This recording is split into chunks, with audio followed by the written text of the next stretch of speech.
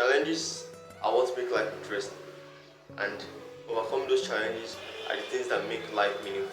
Without challenges, you will not grow. You guys should know that, right?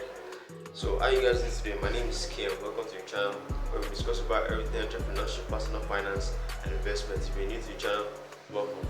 Like, comment, subscribe, and share the video so you can receive more money making tips from me.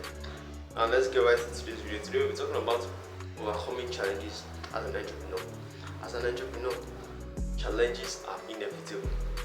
So if the entrepreneurial path is what you've chosen, then you have, rather than complaining, it's best you get to those challenges and learn how to overcome them. So today we're talking about how to overcome those challenges. So let's get right into it. First thing you want to do is to embrace a growth mindset. Embrace a growth mindset. In order for us to grow, not just as an entrepreneur now, but as people in general, we have to learn to understand that we don't know everything. And because you don't know everything, you will always make mistakes. So you can either choose to keep on complaining, or you can choose to embrace that you don't know anything, then try to learn, improve your skills, improve your abilities. Any opportunity you get, use it to learn and use it to adapt. When you adopt a growth mindset, that's when you understand that you don't actually fail, you only learn. And when you learn from your mistakes, you will eventually grow. It is inevitable. So learn to adopt a growth mindset. Now, so the next step to overcome challenges is to understand the kind of challenge you are dealing with. Identify the challenge. What kind of challenge is it? Is it the challenge that has to do with the customer side? Is it an internal problem? Is it a service-based problem? Understand the kind of challenge it is so you can better be able to understand how you can fix it. So identify the problem. Is the market trend changing? The customer's taste, is it changing? Is it the kind of problem that will require you to change your particular strategy? Is it this kind of problem that will require you to employ more people or fire more people? If that's the kind of scenario it requires, if just understand the problem, make your research, and when you make your research, that's when you be able to understand how you can fix the problem. The next thing you want to do is to break down those challenges into small manageable tasks. So the divide and conquer strategy is very helpful to solve any problem. So in order for it, if you don't learn to break down those challenges, they are going to overwhelm you. So it's the best strategy you can do is to break down those challenges. Maybe you can delegate some activities to some other people. You can handle some activities yourself. You can save some activities for later.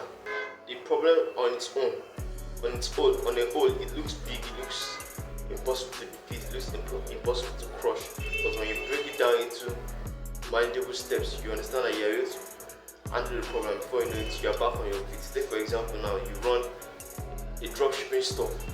You run a dropshipping store and you've been servicing customers for months, weeks, years, and all of a sudden your supplier tells you that all of a sudden something happens and he's not able to service your customers again. What do? It's not time to panic at all or anything.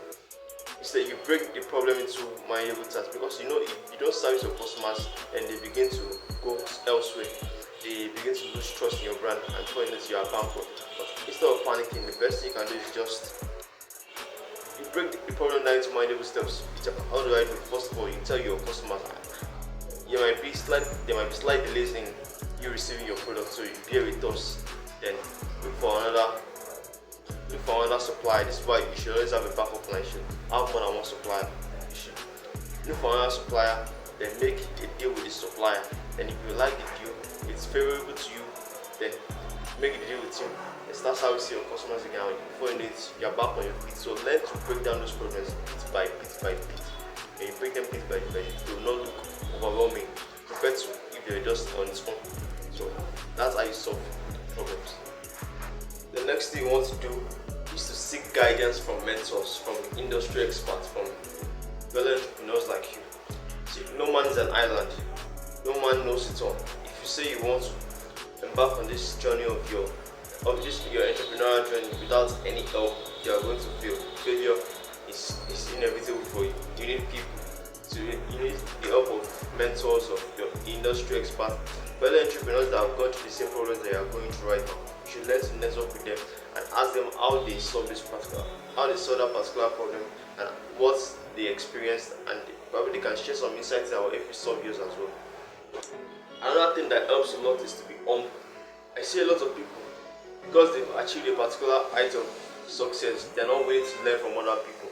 At the end of the day, they will definitely crumble, they will definitely fall, because no man knows it all. You have to learn from other people. It doesn't matter if the person is younger than you, or even if the person is inexperienced, or even the person has less experience than you do. Always be willing to learn from anybody. So next thing you want to do is to learn to think outside the box. Thinking outside the box involves you thinking in an unconventional way. It means solving problems in a way that even if the solution is not immediately visible, you think of ways to make it visible and then you solve it. Take for example companies like Apple, like Netflix. If you're able to solve big problems in a big way, you thought unconventionally and then you're able to solve problems.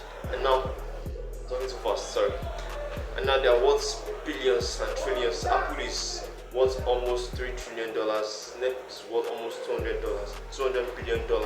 So let's solve problems. When you consider to solve problems unconventionally, to think outside the box, you have to consider different angles. Not only focus on your particular industry or the particular problem in front of you. Think of the particular factors affecting this. Why is this happening? What made it happen? Why do I have to do this now? What do I have to do now for it to happen? So when you consider problems from different angles, they are able to come up with solutions to solve them. The solution might not even be in your particular industry. The solution might not be immediately visible. It might be something totally different from what you expect. So let's consider solving problems from different angles. That's how you think outside the box. Next thing is to be persistent. See, Winston Churchill said this, and something I hold very dear to me. Success is not final. Failure is not fatal. The courage to continue is what counts. And it has ingrained in me a belief that it doesn't matter how difficult something is, how tough something is, with persistence, it's definitely going to succumb to your will. Take for example now Ray Kroc, the founder of McDonald's. Well, he's not the founder of McDonald's. He stole the company from the two brothers. You guys know the story. But see, what I'm trying to make is that he tried so many things. He failed at so many things. And at the end of the day, he still didn't give up until he finally found something that worked for him. So I see a lot of people, because they just try something for a little while, and if it's not working for them, they are quick to give up. But you don't understand that when you give up, you are limiting your chances of success in that thing. Not everything out there that seems like gold is actually gold. This other opportunity might seem as if it is next big thing, or it looks as if it's going to be easier to do, but that is rarely the case. So let's be persistent. Whatever field you are, whatever challenge that comes, let's be persistent. At the end of the day, it's definitely going to succumb to your efforts. And the last point is to learn from your mistakes.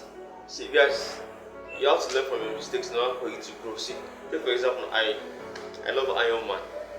It's not my favorite superhero, no, but my favorite superhero is somebody else. But I love Iron Man. Most likely because apart from the fact that he has cool gadgets and he runs a billion-dollar company, I like the fact that I was able to learn from his mistakes several times, from becoming Iron Man to creating Ultron, and all of these times when he realized that his decisions were not the best, he was able to become humble and retrace his steps and make better decisions next time. So as an entrepreneur, it's very important to learn from your mistakes. If you do this particular thing and it doesn't work out well, understand why it didn't work out well, then try again. Iron Man created Ultron, but before he was able to do he tried constantly. Him and Dr. Banner, they tried over and over again to solve the problem, to solve the reason why they were not able to create it, until they finally got it. So you guys should understand that you have to learn from our mistakes. In order for us to grow, we have to learn from our mistakes. When we learn from our mistakes, like there's not only from our mistakes now, but from the mistakes of other people. When we learn from mistakes in general, there's literally no heights that we can't reach. And that's it on today's video, guys. If you like the video, don't forget to give us a thumbs up, like the video, subscribe. Let me know what you guys think in the comment section below, and I'll see you guys in the next one. Take care. Bye.